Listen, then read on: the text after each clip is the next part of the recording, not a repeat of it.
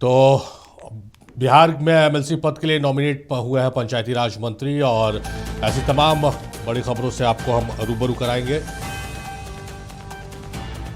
जहां पर बिहार विधान परिषद के सदस्य मनोनीत हुए पंचायती राज मंत्री दीपक प्रकाश। राज्यपाल ने दीपक प्रकाश को किया मनोनीत। गुरुवार को विधान परिषद सदस्य पद की ले सकते हैं शपथ। सुप्रीम कोर्ट ने दीपक प्रकाश के पंचायती राज मंत्री पर बने रहने को लेकर खड़े किए थे सवाल। मरगूब हमारे सहयोगी हमारे साथ फोन लाइन पर मौजूद है। मरगूब, सुप्रीम कोर्ट ने सवाल खड़े किए थे और दीपक प्रकाश के लिए सीट खाली की है बीजेपी ने, और अब दीपक प्रकाश को राज्यपाल ने मनोनीत कर दिया है।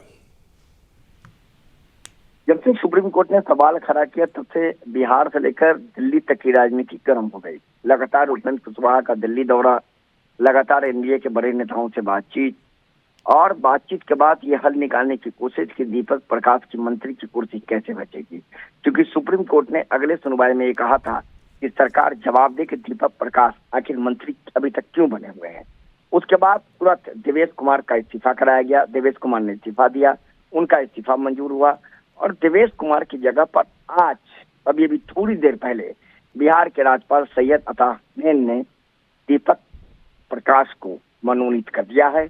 इसकी जानकारी चुनाव आयोग को दी गई, और चुनाव आयोग ने अभी नोटिफिकेशन जारी करते हुए ये घोषणा किया है कि दीपक प्रकाश बिहार विधान परिषद के सदस्य मनोनीत किए गए हैं, और इस आधार पर उनका नोटिफिकेशन जारी कर दिया गया है। दीपक प्रकाश को लेकर कई महत्वपूर्ण सवाल सुप्रीम कोर्ट ने उठाया था कि पहले भी वो मंत्री थे तो किसी सदन के सदस्य नहीं थे, वर्तमान में भी है तो नहीं है, आखिर ये हो क्या रहा है। उसके बाद तत्काल इस पूरे मामले में सम्राट सरकार बीच का रास्ता निकालने में लगी थी, सफल हुई, और अंततः दीपक प्रकाश को आज मनोनीत कर दिया गया। चुनाव आयोग ने इस मनोनयन को स्वीकार कर लिया। अभी से थोड़ी देर पहले चुनाव आयोग ने नोटिफिकेशन जारी किया। वो नोटिफिकेशन विधान परिषद के सभापति को भेज दी गई है। संभावना है कल या परसों उन्हें शपथ भी दिला दी जाएगी। तो कह सकते हैं कि दीपक प्रकाश की मंत्री की कुर्सी बच गई है। अब वो निश्चित तौर पर कह सकते हैं कि जो सुप्रीम कोर्ट ने सवाल एक संवैधानिक व्यवधान के तहत उठाया था, उस सवाल के जवाब मिल गया है।